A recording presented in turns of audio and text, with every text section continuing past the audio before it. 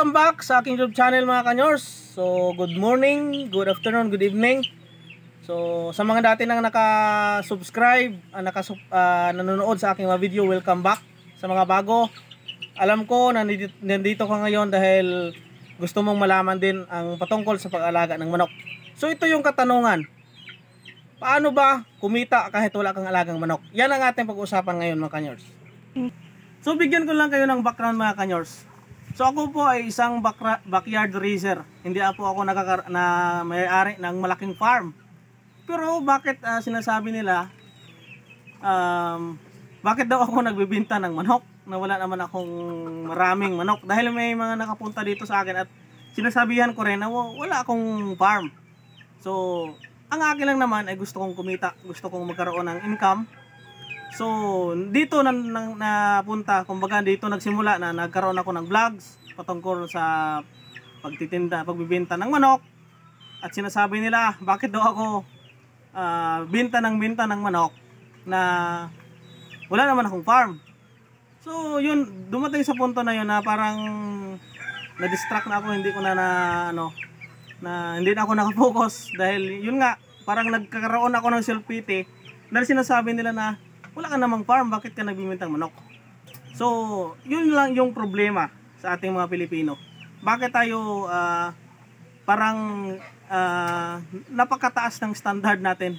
Kung tutuusin, i-compare natin sa yung mga nagbibenta ng manok, yung tinatawag na buy and sell or middleman or trader.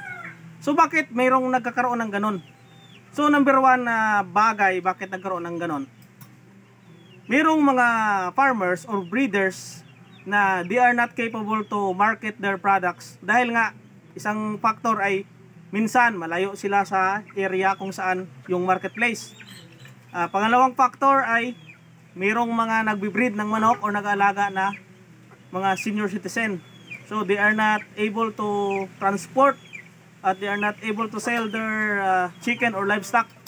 So doon nagkakaroon ng naghahanap sila ng magbibenta na kanilang manok. So doon pumapasok yung middleman or mga traders o tinatawag natin buyer and seller. So parang lang ako na intriga ako doon sa nag-comment sa YouTube ko. Dahil hindi lang sa Facebook ko binibenta yung manok, even sa YouTube. Pero nag-message sila sa akin through Messenger.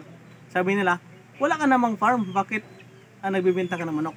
Yun nga, di ba yung purpose natin bakit tayo nag-alaga ng manok? Para kumita. So ano yung ginagawa ng mga nagbo-buy and sell para kumita?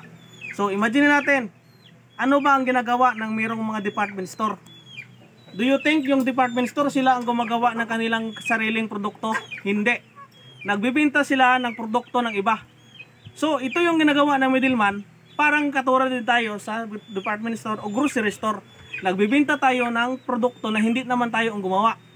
So yung ginagawa ng mga middleman or buyer and seller, hindi naman kami yung may-ari lahat ng manok. So kung makulang yung supply namin, naghahanap kami sa iba. Dahil mayroon akong pinagkukunan na farm na mayroon nagbe-breed sila pero hindi nila alam kung paano mag-market. At tinuruan ko rin sila kung paano mag-market ng kanilang manok. Pero sabi nila hindi lang. Ikaw na lang kumuha ng manok namin at ibenta mo. So dito sa part na to ay kumikita din ako. Hindi lang sila kumikita din ako. So ang ginawa ko ay na-vlog ko siya para mas marami akong ma-reach na mga buyers or mga customer ng manok. So ito lang ilinawin ko lang sa inyo mga kanyors. Parang hindi ako agree doon sa mga opinion ng iba. Actually, kaya tayo nag-vlog, open tayo sa bashing. Pero yung bash ninyo na parang hindi na masakit na sa loob na sabihin na wala ka namang farm, bakit ka nagbibenta ng manok? Yun nga, kumikita ako dahil nagbibenta ako. So kung nakahiga lang ako, hindi ko naman deserve na kumita. Bakit may sweldo ba yung pagtutulog? So kung may sweldo yung tulog, yung natutulog ka lang, siguro natutulog lang ako buong araw. So kailangan natin kumita. So sana maging open-minded tayo pagdating sa mga ganito. Merong pumupunta ito sa akin, so wala ka naman palang farm. So bakit mabubuhay ka ba nito? So yun nga, diskarte tayo. Hindi dito kailangan yung utak yung gamitin natin dito. So hindi lang natin kumbaga hindi lang ninyo na meet yung expectation ninyo na dapat pag nagbebenta ka ng manok ay meron kang farm. So hindi. Meron tayong mga ginagawa, diskarte para kumita din. Sana ay suportahan natin yung kapwa natin Pilipino. Tinutulungan ko rin yung iba na makapagbili ng manok para makapagbenta din sila, makapag-alaga at makapagbenta. So huwag tayo mag-bash ng ganun. Sana ay hindi nyo isipin ng negatibo yung aking opinion. At saka inopen up ko lang para malinawan yung iba. So, ang alam nyo, ngayon si Manok Tambayan, di ba, sikat sa pagdating sa manok. Kanyang mga stock ngayon ay nauubos. Yung ginawa ni Manok Tambayan, bumibili na lang siya sa ibang farm at binibenta niya kasi meron nang nagkumukontak sa kanya. Nauubusan na siya ng supply dahil marami nang nagko-comment sa kanya, nagme-message na bibili ng manok. So anong ginawa niya? Kumuha siya sa ibang farm para makapag-supply siya doon sa mga taong nangangailangan. So bakit natin siya ibabash? Dahil siyempre sikat na siya sa social media. Dami na siyang mga buyers. So wag nating i-bash. Asalip, tulungan natin siya at tulungan natin siya kung saan siya makakuha ng manok. Dahil marami ngayong gustong mag-alaga ng manok. Pero sa mga doon, sa mga nauumpisa, alam ko kung ikaw na nagbabash ka, alam ko hindi ka totoong nag-alaga ng manok. Kumbaga siguro nag-scout ka lang, gusto mo lang matuto, gusto mo lang maghanap. At babaratin nyo pa yung mga binibinta namin ng manok. Sabihin nyo na yung halaga ng manok mo parang tinday na baka. So doon ka na lang bumili sa baka, wag ka na lang magmanok. Dahil yung halaga lang pala ng manok ay parang bata na baka, yung bisiro.